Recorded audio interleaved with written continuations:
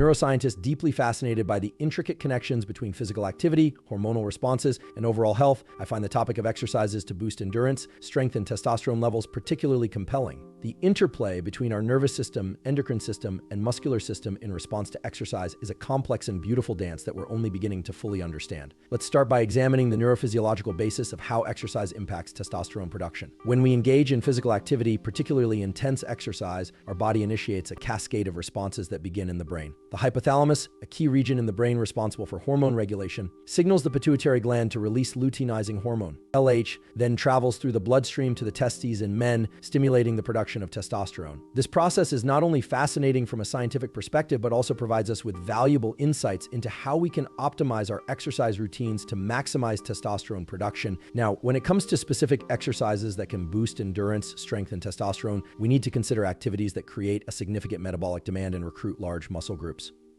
Exercises, which involve multiple joints and muscle groups, are particularly effective in this regard. These exercises not only stimulate more muscle fibers, but also create a greater neuroendocrine response, leading to increased testosterone release. One of the most potent exercises in this category is the squat. The squat, especially when performed with heavy weights, engages nearly every muscle in the lower body and core, creating an enormous metabolic demand. This intense full-body engagement triggers a substantial release of testosterone and growth hormone. From a neurological perspective, the squat also requires significant neural drive and coordination, which can enhance overall nervous system efficiency. Another excellent exercise is the deadlift. Like the squat, the deadlift is a compound movement that engages multiple large muscle groups simultaneously. It places a significant load on the posterior chain, the muscles along the back of the body, which are often underutilized in our daily lives. The intense effort required to perform deadlifts not only stimulates testosterone release, but also activates the sympathetic nervous system, our fight or flight response, which can further enhance hormone production. High-intensity interval training is another powerful tool for boosting endurance, strength, and testosterone levels. HIIT involves short bursts of intense exercise followed by brief recovery periods. This type of training has been shown to significantly increase testosterone levels, likely due to the intense metabolic stress it places on the body. From a neuroscientific perspective, HIIT also enhances the brain's ability to recruit motor units efficiently, potentially leading to improved strength and power output over time. Incorporating sprints into your routine, whether running, cycling, or swimming, can be an excellent form of HIIT. Sprints create a substantial anaerobic demand, pushing your body to its limits and stimulating a robust hormonal response. The intense neural drive required for sprinting also enhances the connection between your brain and muscles, potentially improving overall athletic performance.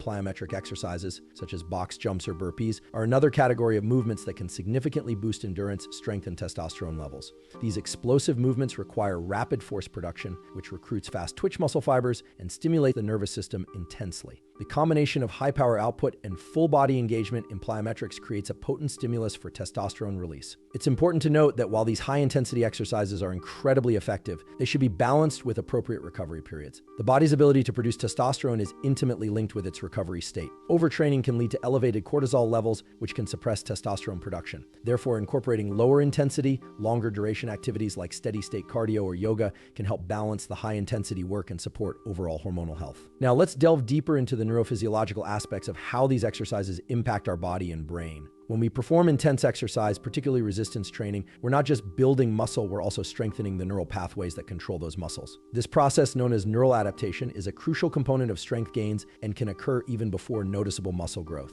Moreover, intense exercise has been shown to increase the production of brain-derived neurotrophic factor, a protein that supports the survival of existing neurons and encourages the growth and differentiation of new neurons and synapses. BDNF is often referred to as miracle grow for the brain, and its increased production through exercise can have profound effects on cognitive function, mood, and overall brain health. Another fascinating aspect of exercise's impact on the brain is its effect on neuroplasticity, the brain's ability to form new neural connections and adapt to new experiences. High-intensity exercise, in particular, has been shown to enhance neuroplasticity, potentially improving learning, memory, and overall cognitive function. This increased neuroplasticity may also contribute to improved motor learning and skill acquisition, which can translate to better performance in various physical activities. When it comes to endurance training, exercises like long-distance running or cycling can have unique effects on the brain and body. Endurance activities have been shown to increase the size and efficiency of the left ventricle of the heart, improving overall cardiovascular function. From a neurological perspective, endurance training can also enhance the brain's ability to resist fatigue, potentially through changes in neurotransmitter systems and improved neural efficiency. It's also worth discussing the role of recovery in optimizing the benefits of these exercises. Sleep, in particular, plays a crucial role in both testosterone production and exercise recovery. During deep sleep stages, the body releases significant amounts of growth hormone, which is essential for muscle repair and growth. Additionally, sleep deprivation has been been shown to decrease testosterone levels, highlighting the importance of prioritizing adequate sleep when engaging in intense exercise routines. Nutrition also plays a vital role in supporting the hormonal responses to exercise. Ensuring adequate intake of essential nutrients, particularly zinc and vitamin D, can support optimal testosterone production. From a neuroscientific perspective, proper nutrition also supports brain health and function, which is crucial for maintaining the motivation and focus necessary to adhere to a challenging exercise routine. In conclusion, the best exercises for boosting endurance, strength, and testosterone levels are those that create a significant metabolic demand, recruit large muscle groups, and challenge the nervous system. Compound movements like squats and deadlifts, high-intensity interval training, sprints, and plyometrics are all excellent options. However, it's crucial to approach these exercises with a holistic mindset, considering factors like recovery, sleep, and nutrition to optimize their benefits. Remember, the human body is an incredibly complex and adaptive system. By understanding the neurophysiological principles underlying exercise and hormone production, we can design more effective training programs that not only improve physical performance, but also enhance overall health and well-being. As we continue to unravel the intricate connections between exercise, the brain, and hormonal responses, we open up exciting possibilities for optimizing human performance and health. If you have watched until the end of this video and think you've learned anything new or anything of value,